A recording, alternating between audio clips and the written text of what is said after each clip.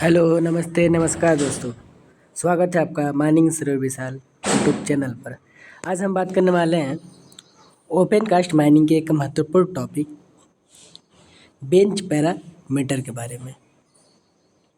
चलिए शुरू करते हैं। चैनल पर नए होंगे तो चैनल को सब्सक्राइब जरूर कर लीजिएगा। बेंच पैरामीटर क्या हो जाता है इसके बारे में हम देखेंगे। Bench width, bench height, crest, toe, ये सभी चीज़ें के बारे में। तो सबसे पहले हम बेंच के अलग अलग पैरामीटर को समझते हैं। तो चलिए पहला हम शुरू करते हैं। इसके बारे में देखिए, यह आपका बेंच फॉर्मेशन। यहाँ पर आपका बेंच हाइट को दर्शाया जा रहा है। ये आपका पूरा बेंच बना हुआ है, ठीक है, जिस पर आपका काम होता है। ये आपका फेस है, फेस, ये आपका फेस है जहाँ पर काम होता है,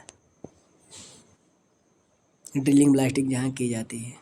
ये जो ऊपर से नीचे तक आया हुआ है एक इमेजिनरी लाइन, उसको हम लोग बोलते हैं पीट स्लोप एंगल या अल्टीमेट पीट स्लोप एंगल।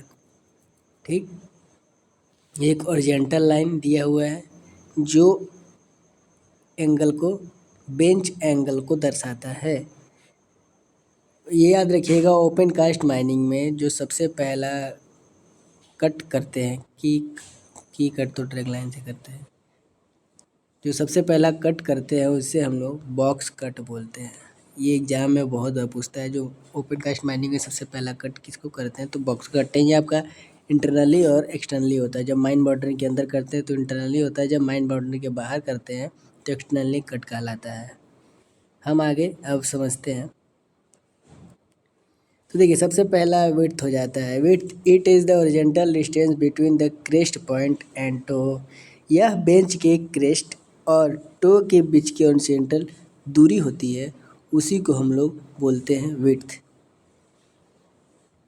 विड्थ जहाँ पर मशीनों का आवाजाही, ब्लास्टिंग और सेफ्टी के लिए चौड़ाई महत्वपूर्ण रखता है, इसीलिए विड्थ हम लोग बनाते हैं। हाइट की बात करते हैं।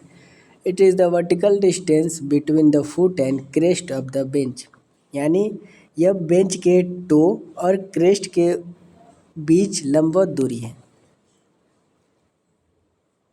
अगर आपने फिगर देखा होगा और अपने ड्रॉ किया होगा अपने पेन पेपर पर, तो रिलेट कीजिए कि यह बेंच फुट और क्रेस्ट के बीच की लंबवत दूरी है, मतलब टो और क्रेस्ट के बीच की लंबवत दूरी है, उसी को हम लोग हाइट ऑफ बेंच बोलते हैं। ज़्यादा ऊंचाई रखने से ब्लास्टिंग का खर्च बढ़ता है, इसलिए सेफ्टी कम हो जाती है, इसलिए हम लोग बेंच को अच्छे तरीके से उसका हाइट का डिटरमाइन करते हैं। Face, it is the surface area along the height of the bench for is full length. It is the surface area along, मतलब बेंच का सामने करने वाला हिस्सा। मैंने जो बेंच आपको दिखाया था, बेंच का सामने वाला हिस्सा यानी ऊंचाई के साथ फैली हुई सरफेस एरिया ही आपका कहलाता है फेस, जहाँ पर ड्रिलिंग ब्लास्टिंग किया जाता है। आगे है crest. Crest, the upper side of a bench is known as crest line and the various point on the line is known as crest point of the bench. कहने का मतलब है, दो बातें लिखी हुई हैं इसमें कि क्रेस्ट लाइन किसको बोलेंगे और क्रेस्ट पॉइंट किसको बोलेंगे। तो बेंच के सबसे ऊपरी हिस्से को क्रेस्ट लाइन बोल देंगे। आपको दिखाते हैं, ये जो है आपका क्रेस्ट लाइन हो जाएगा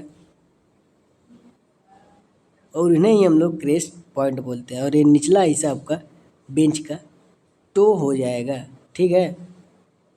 आगे देखेंगे हम लोग टो। टो का वही डिफिनेशन है। The lower side of bench along its length is known as toe line and the various point on this line known as, मतलब टो लाइन को ही टो पॉइंट बोलते हैं। तो बेंच के निचले हिस्से को टो लाइन करते हैं और इसी लाइन में मौजूद सभी पॉइंट को टो पॉइंट कहते हैं। Bench slope angle, this is the angle which the face of particular bench marks with the horizontal is known as bench slope angle। bench slope angle मतलब यह वह कोण होता है जो बेंच फेस के ओरिजेंटल के साथ रेखा बनाता है, जैसा कि आपको फिगर में दिख रहा होगा, उसे हम बेंच स्लोप एंगल बोलते हैं। यह 45 डिग्री तक हो सकता है। आगे, पिट स्लोप एंगल एक इमेजिनरी लाइन होती है जो बेंच के सबसे टॉप क्रेस्ट से लेकर बेंच के सबसे निचले हिस्सा टो को मिलाने वाली लाइन ही आपका पिट स्लोप या अल्टीमेट स्लोप एंगल कहलाता है। This is the angle which an imaginary line marks makes with the horizontal, the lower point of this line being at the foot of lowermost bench and upper point. Clear? Lower most bench सबसे निचला हिस्सा, upper point being the crest of the top most bench pit slope angle कहलाता है। यह एक काल्पनिक रेखा है जो कोण है जो निचले टो से लेकर ऊपर क्रेस्ट तक खींची जाती है।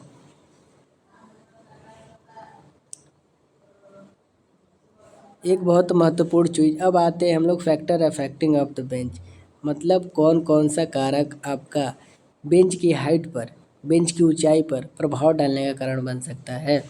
तो मेथड ऑफ वर्किंग, आप किस प्रकार से काम करने की विधि को अपना रहे हैं, manual mining, mechanized mining, semi mechanized mining, ये सभी आपके factor affecting the height of bench का एक कारण बन जाता है।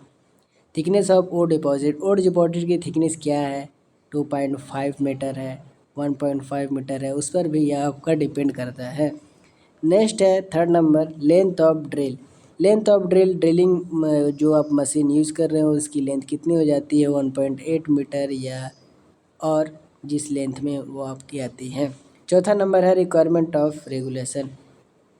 रेगुलेशन की आवश्यकता, आपको बेंच ऑफ हाइट के लिए आपको रेगुलेशन मतलब MMR 1961 के लिए अगर आप पढ़ते हैं तो 106, और अगर वहीं में CMR भी पढ़ते हैं तो रेगुलेशन को आपको फॉलो करना पड़ेगा बेंच ऑफ हाइट के लिए, क्योंकि अलग अलग मिनरल के लिए, मोरम के लिए अलग, हार्ड के लिए अलग, सॉफ्ट के लिए अलग आपका बेंच हाइट बनाया जाता है। Length of the boom, length of the boom यानी बूम की लंबाई के बराबर ही आपको बेंच हाइट रखना होता है।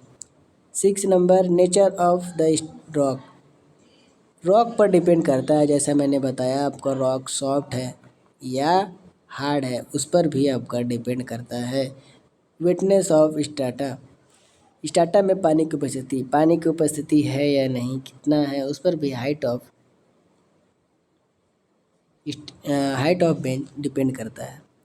8वां नंबर है depth of the deposit, deposit की गहराई कितनी है, 100 मीटर है या 90 मीटर है या 80 मीटर है, उस पर भी डिपेंड करता है आपका हाइट यानी ऊंचाई, बेंच की ऊंचाई। Presence of plane of weakness, मतलब वीकनेस प्लेन्स की उपस्थिति पर भी डिपेंड करता है।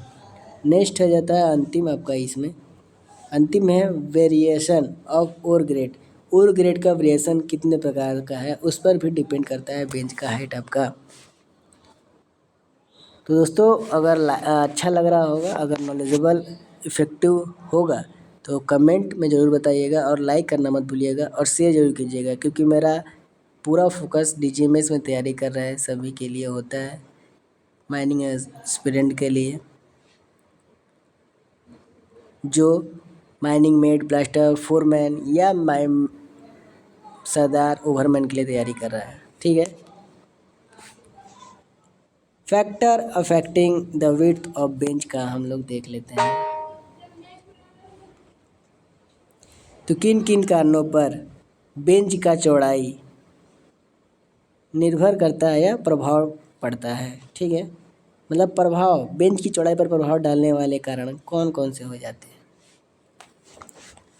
तो हाइट ऑफ बेंच पहला पड़ जाता है, क्योंकि आपकी हाइट ऑफ बेंच के बराबर ही आपका विड्थ रखा जाता है या उससे ज़्यादा रखा जाता है। लोडिंग फैसिलिटी की सुविधा कैसी है उस पर भी आपका डिपेंड करता है, प्रभाव डालता है। चौथा है कि फ्री मूवमेंट ऑफ मशीन की आवाजाही के लिए उसको कितना फ्री जगह मिल रहा है उस पर भी आपको प्रभाव डालता है। चार्ज इन और ग्रेड में बदलाव है उस पर भी आपका बेंच की चौड़ाई प्रभाव डालता है। सॉवेल लोडिंग पर भी आपका बेंच की चौड़ाई प्रभाव डालता है। सिप्रेशन ऑफ ओर यानी ओर का सिप्रेशन। अगला है स्लोप स्टेबिलिटी से ही हम लोग यह निर्णय करते हैं कि स्लोप फेलियर होगा कि नहीं, प्लेन फेलियर हो गया, सर्कुलर फेलियर हो गया, वेज फेलियर हो गया, टॉपलिंग फेलियर हो गया। ये सभी चीज़ें आपके स्लोप स्टेबिलिटी में डिपेंड करता है। ठीक है, अगला है नेक्स्ट, स्लोप स्टेबिलिटी पर पूरा आपका इसमें डिफिनेशन दिया हुआ है, तो अगली क्लास में इसके बारे में पूरा डिटेलिंग आपको बता दूंगा। अंतिम है आपका बेंच की चौड़ाई का कारण, मैनर ऑफ ब्लास्टिंग की ब्लास्टिंग का तरीका आप किस प्रकार से कैसा अपनाते हैं, उस पर भी बेंच की चौड़ाई पर प्रभाव डालता है। तो स्लोप स्टेबिलिटी की क्लास अगले में ले लूँगा। आई होप आपको इतना नॉलेजेबल मिला होगा और महत्वपूर्ण लगा होगा। मिलते हैं फिर नेक्स्ट वीडियो में। तो दोस्तों, ये थे बेंच पैरामीटर और इन्हें प्रभावित करने वाले फैक्टर्स। अगर आपको वीडियो पसंद आया हो तो लाइक, शेयर और सब्सक्राइब करना मत भूलिएगा। मिलते हैं अगले वीडियो में माइनिंग से विशाल के साथ। Thank you so much. जय हिंद, जय माइनिंग। यहाँ पर मिलता है सर्वे का ज्ञान, माइनिंग की पहचान। Thanks for watching.